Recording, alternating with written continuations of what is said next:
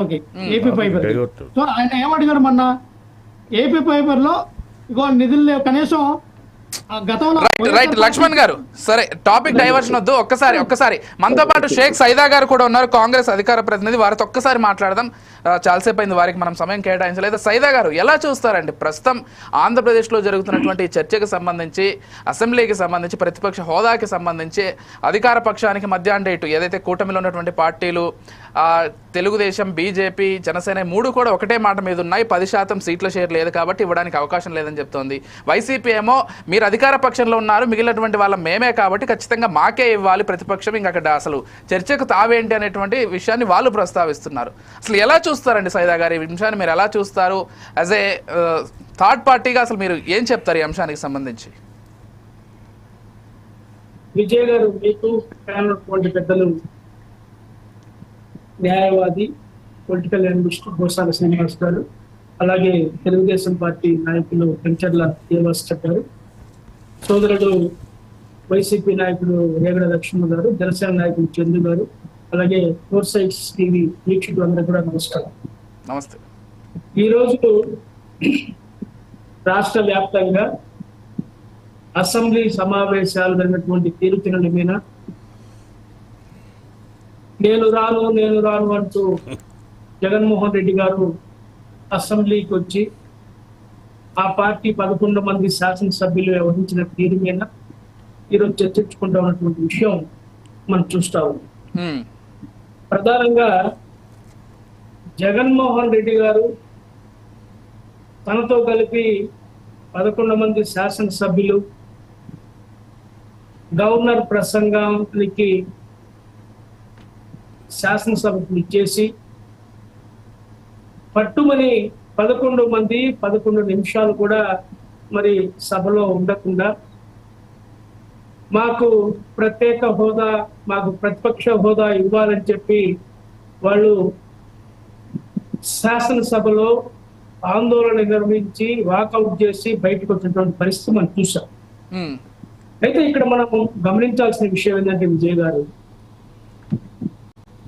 పెద్దలు చెప్పినట్లుగా మరి రాజ్యాంగాన్ని శాసనసభ్యుడిగా ప్రమాణ స్వీకారం చేసే సందర్భంలో రాజ్యాంగాన్ని గౌరవిస్తాను, రాజ్యాంగానికి కట్టుబడి నేను పనిచేస్తానని చెప్పి మాట్లాడినటువంటి పెద్దలు ఈరోజు ఈ విధంగా వ్యవహరించడం అనేది సమంజసం కాదు.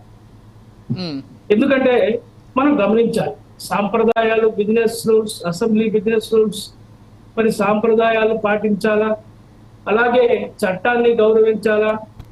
అంతకంటే ముందు మనకి ప్రజలు ఓట్లేసి గెలిపించినటువంటి ప్రజల ఆకాంక్షలకు అనుగుణంగా మనం పనిచేయాల్సినటువంటి అవసరం ఉంది. ఇవన్నీ కూడా తుంగలో తొక్కేసి అసలు రాజ్యాంగాన్ని అపహాస్యం చేస్తూ ప్రజల విశ్వాసాన్ని, నమ్మకాన్ని వమ్ము చేస్తూ ఈనాటి వ్యవస్థ నడవటం అనేది నిజంగా చాలా బాధాకరం. ఇందాక విజయభాస్కర్ గారు మాట్లాడుతూ గతంలో కూడా మనం చూసినట్లయితే ఇక్కడ ఫ్లోర్ లీడర్ కి హౌస్ లీడర్ కి ఉన్నటువంటి తేడా గమనించుకోవాలి. ఏ పార్టీ నాయకుడు అతనికి ఒక్కడున్నా సరే అతనే ఫ్లోర్ లీడర్, ఇద్దరున్నా అతనే ఫ్లోర్ లీడర్.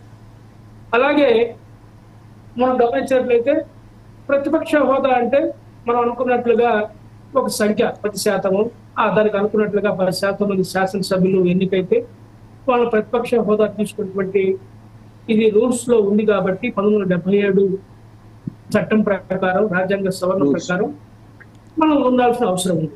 పెద్దలు ఇందాక శ్రీనివాస్ గారు ఒక విషయం మర్చిపోయారు. కేంద్రంలో కాంగ్రెస్ పార్టీ మీరు చూసారు 2019 నుంచి 24 నుంచి మనం చూసినట్టు ఎన్నికల్లో మోడీ గారు ప్రధానమంత్రిగా ఉన్నాడు 2.0. కాంగ్రెస్ పార్టీ రాహుల్ గాంధీ గారికి, కాంగ్రెస్ పార్టీకి 45 సీట్లు వస్తే ఆయన్ని ప్రతిపక్ష నాయకుడిగా గుర్తించలా.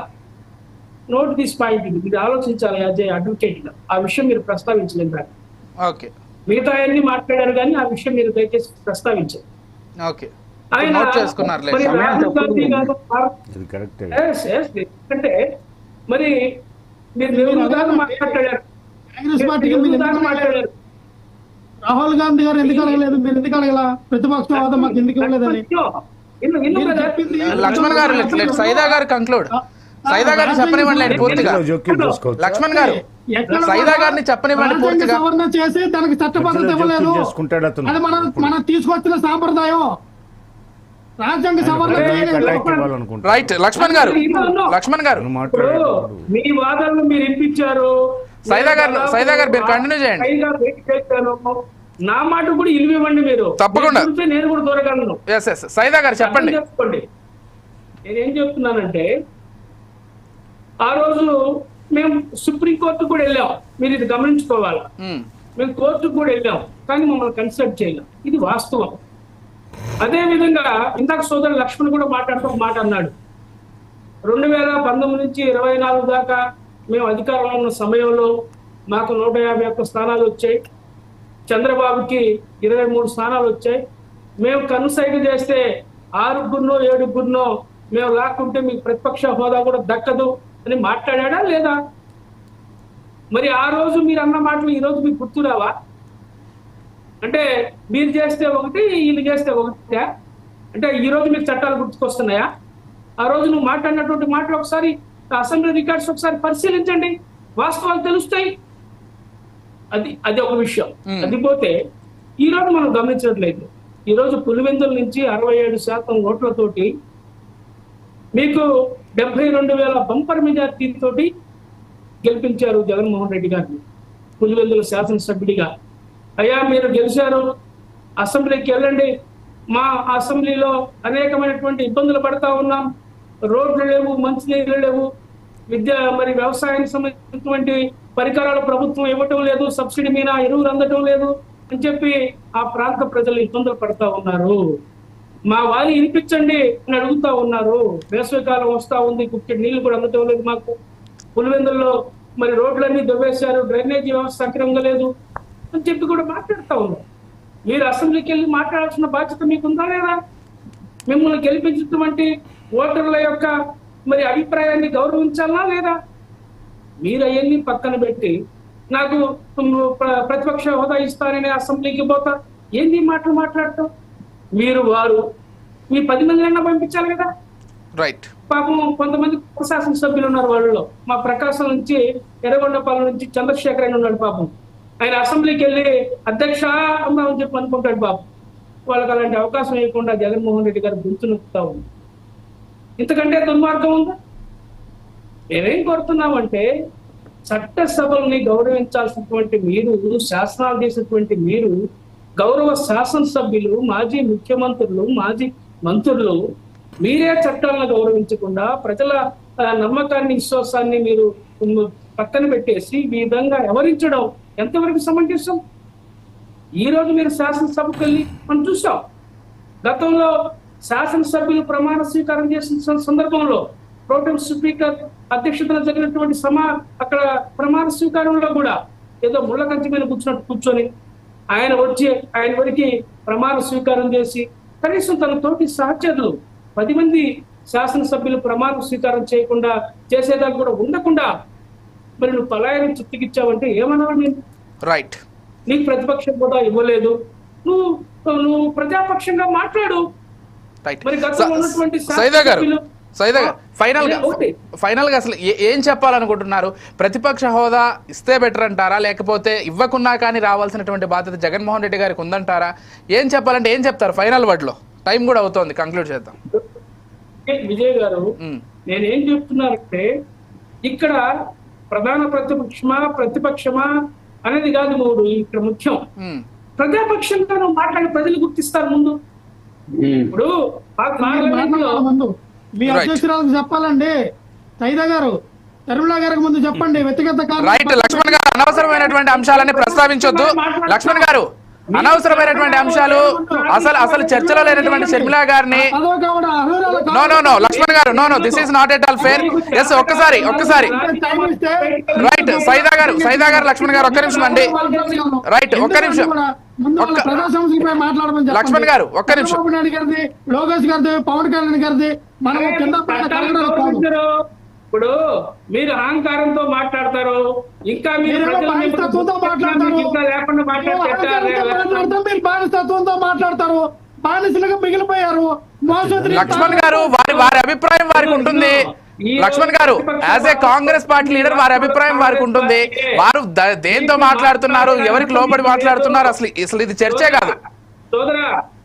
సోదరా లక్ష్మణ్, మీకు ఈ రాష్ట్రాన్ని గురించి, ఈ శాసనసభ గురించి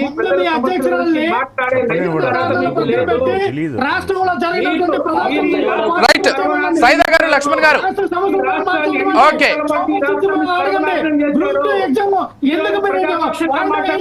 రైట్ లక్ష్మణ్ గారు, లక్ష్మణ్ గారు, లక్ష్మణ్ గారు ఒక్క నిమిషం, సైదా గారు, సైదా గారు ఒక్క నిమిషం, లక్ష్మణ్ గారు, లక్ష్మణ్ గారు అసలు సంబంధం లేనటువంటి అంశాన్ని మధ్యలోకి ప్రస్తావిస్తున్నారు. లక్ష్మణ్ గారు, లక్ష్మణ్ గారు, అసలు సైదా గారు ఒక్క నిమిషం అండి. ఓకే రైట్ రైట్ లక్ష్మణ్ గారు, సైదా గారు ఒక్క నిమిషం అండి. విజయభాస్కర్ గారితో ఒకసారి మాట్లాడదాం. సైదా గారు, లక్ష్మణ్ గారు, మీరు ఇలాగే మాట్లాడితే మీ ఆడియో కూడా ప్రజలకు వినపడదు. మీరు మాట్లాడి కూడా అనవసరంగా మాట్లాడినట్లు అవుతుంది. లక్ష్మణ్ గారు రైట్. విజయభాస్కర్ గారు మీరు కంటిన్యూ చేయండి. ఏదైతే విషయాన్ని నేను ప్రస్తావిస్తున్నానో, అసలు మీరు కూడా ఒక మానవతా దృక్పథంతో, లేకపోతే ప్రజల పక్షాన ప్రతిపక్షం ఉంటే బాగుంటుంది, చర్చ మరింత బాగుంటుంది అనేటువంటి ఉద్దేశంతో